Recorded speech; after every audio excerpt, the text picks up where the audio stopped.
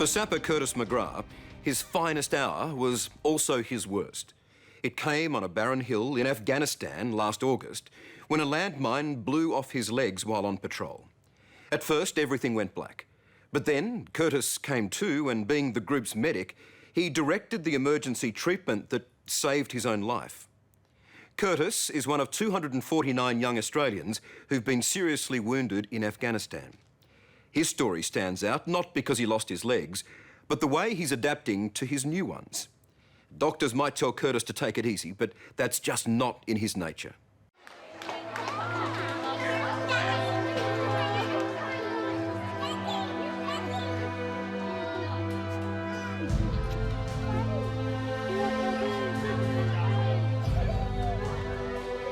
When war comes home, most soldiers return intact. Physically, at least.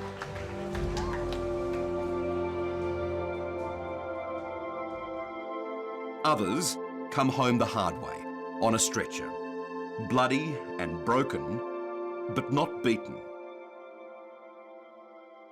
We all go to Afghanistan knowing that it's a risk, but there's no way I was going to die there. You can sort of look at it now and be like, well, this is just a challenge. But it's definitely not that.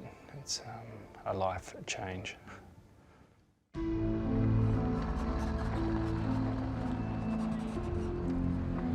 Curtis McGrath had one of the most perilous jobs in the army, clearing landmines. This would be his last view of his own legs, captured on his helmet camera.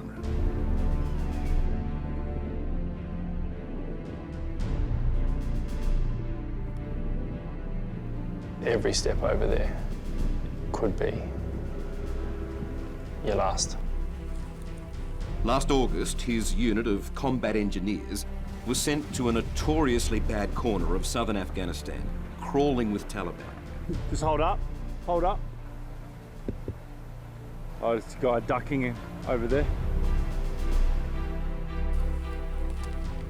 They were exhausted from 5 long days of relentless searching.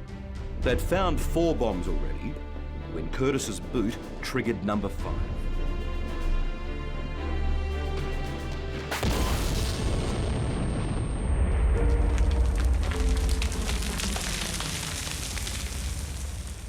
All of a sudden, it just went black. It's dusty, it's dark. I can't hear anything, it's just silent. And I look down and my legs are gone. And then the pain just comes back like a freight train. I couldn't really hear much to start with, and then I was sort of just, all there was just dust and shit. And then I just sort of heard him screaming and just ran up to him. Hurry up, hurry up! He tried to keep looking down at his legs, but I just told him, lay down, just let us work.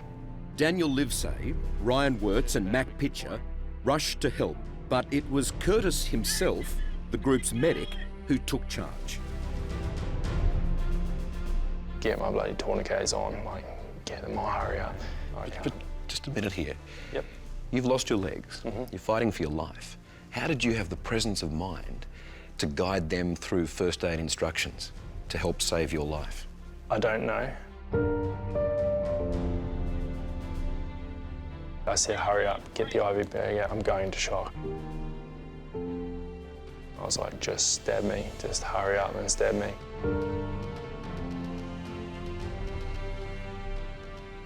A medevac chopper was called in, but it was half an hour away. I knew that the time it would take for that chopper to get to me could mean life or death, and it usually does. The bow was holding my hand at the time, and that's when I thought I was going to die, lying and waiting. And, yeah. That is not where you wanted to die. No, I did say, I don't want to die here, I don't want to die here. Sapper McGrath has always stood out in the army because he was born in New Zealand. His mates call him Kiwi and never stop ribbing him about it. What were you saying to him all this time? Just trying to keep him calm, cracking jokes, to be honest. You could do that? Yeah. He was already going on about getting prosthetics and that straight away, and said that he's going to give that Blade Runner fellow a run for his money when he gets back, but he'll be going for New Zealand. Yeah, and we threatened to drop the stretcher on him, because we'll just be like, we'll leave you here if you're going to run for New Zealand, mate. And, it's sort of one of those circumstances, if you're not laughing, you're crying sort of thing. Injuries are left below knee, right below knee, with tissue damage up to the groin. Above knee on the right, below knee uptake on the left. While a trauma team performed emergency surgery back at base, his mum and dad in Brisbane got the call that every soldier's family dreads. It was about 12, 1 o'clock in the morning. He's such a long way away. Yeah. It really was this feeling of helplessness, Yeah. and also this anger, because I just wanted to say, right, you guys get back in there and finish that job and get it done and make them pay for what they've done. And then you think, no, you can't do that. You know, we have to worry about Curtis. Who are you angry at? The Taliban, yeah. Within hours, Paul and Kim McGrath would be on their way to a military hospital in Germany with Kurt's girlfriend, Rachel Martin, a final year medical student. To begin with, I was told he was quite critical, and I was actually told he's unconscious from the moment he got hit. So I was really concerned about him coming around and not knowing that he'd lost his legs. Of course, Curtis knew full well. And even as he lay, bleeding and legless, back on that hilltop, Rachel was foremost in his mind. Oh yeah, at that time, yeah, he just sort of grabbed me, and he's just like, the first thing he said to me actually was, "Rachel's gonna kill me." And I was just like... Apparently you said, "Rachel's going to kill me." Oh, she will now. Here she is. Rach was going to kill me for not being able to go on holiday to Bali. So, yeah, you know, she's worked hard, and she deserves a holiday. And yeah, yeah.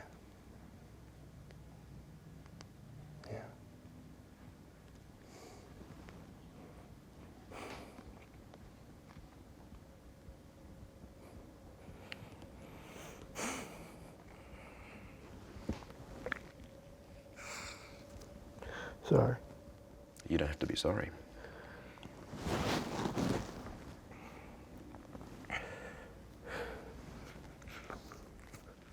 Rach, good time to come on in. Yeah.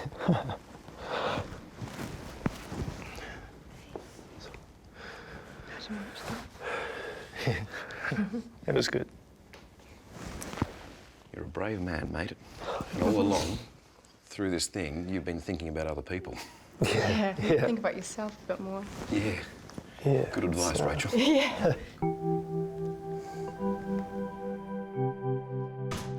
Now, 3 months after losing his legs, Sapper Curtis McGrath is getting a remarkable pair of new ones. This is the closest that you would get to Formula One design. It's a milestone for Curtis, and Rachel's there all the way. I still have to learn again, pretty much, from scratch. You have to learn everything again. The high-tech limbs are the most sophisticated ever developed, and Curtis is busting to wear them. Just tomorrow, almost like it's like kids at Christmas. It's a bit like that, though, isn't it? It's weird. I didn't think I'd get that excited again. Yeah, you can hold your own leg. It's yours. Yep. Put your legs behind your head. No worries.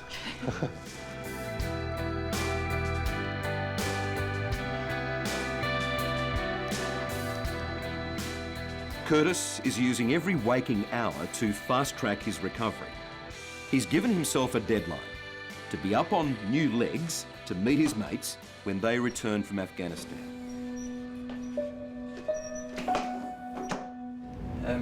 Start with your left leg. Today, he's taking his first wobbly steps. Just make it bend and then move it forward. It comes forward by itself, okay? Done. Yeah. Second day, you're standing. Yeah, that's good. When you saw him stand for the first time and take those steps, must have filled your heart. Mm. Yep. He had that same swagger. Yeah, no.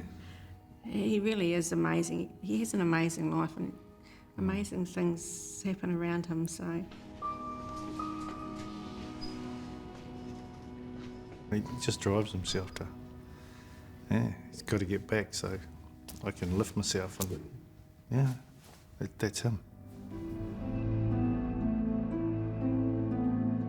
The legs are astonishingly high-tech, especially the right one, which is known as the X2. But where carbon fibre meets skin and bone, the sockets have aggravated a raw nerve. And even with meticulous remoulding, the pain can be excruciating.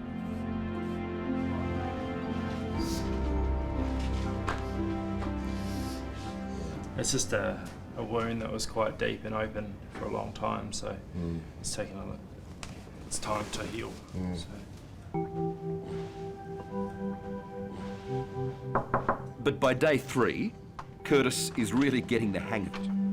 Hello, Michael. Look at that. Come on in. Have a look at you. It's definitely a progression. That is incredible. I haven't had a fall yet, so touch wood.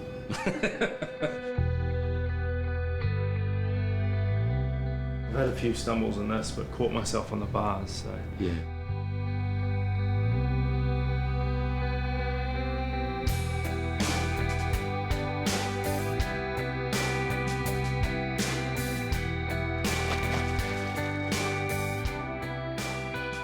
The X2 was developed by a German company exclusively for the American Army. It is far more advanced than anything available to civilians, and it is really quite an incredible piece of technology.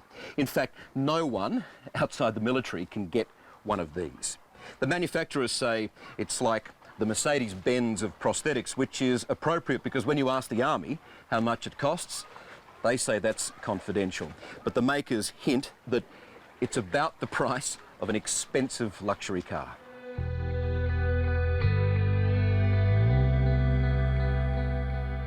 The military's always been there, every step of the way, and there's no way I would be at the stage I'm at right now without their help.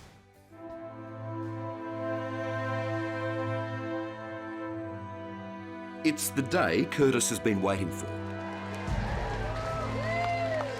His mates are back from Afghanistan, and he's joining them in the arrivals hall to, in effect, come home with them.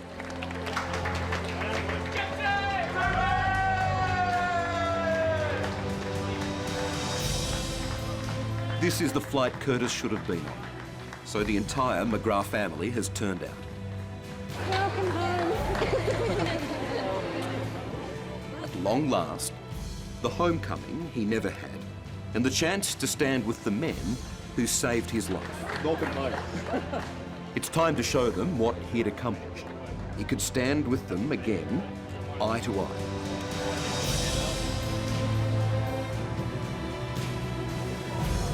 There we go.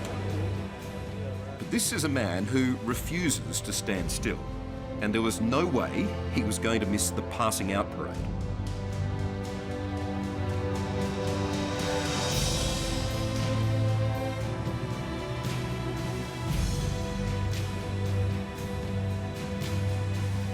I had to get some of the boys to hold my arms. It's good to have them beside me as well. And you're helping them though too, aren't you? I hope so.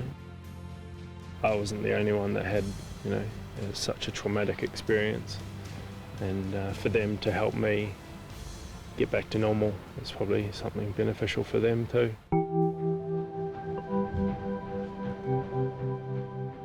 This is Curtis McGrath's new normal. He and the Army are yet to decide where he goes from here. But one thing's for sure, nothing, even a couple of missing legs, is going to hold him back. I've got a lot of life to live, and I want to live it the best I can. I can see why you're proud of him. It's hard not to be. Yeah, really proud of you. You're really good. Thank you.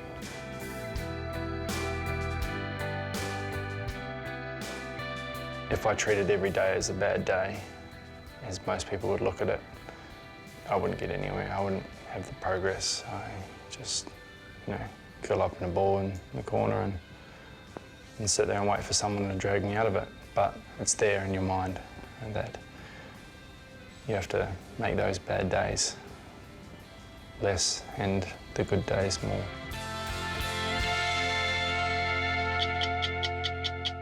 Hello, I'm Adam Hegarty. Thanks for watching 60 Minutes Australia. Subscribe to our channel now for brand new stories and exclusive clips every week. And don't miss out on our extra minute segments and full episodes of 60 Minutes on 9now.com.au and the 9Now app.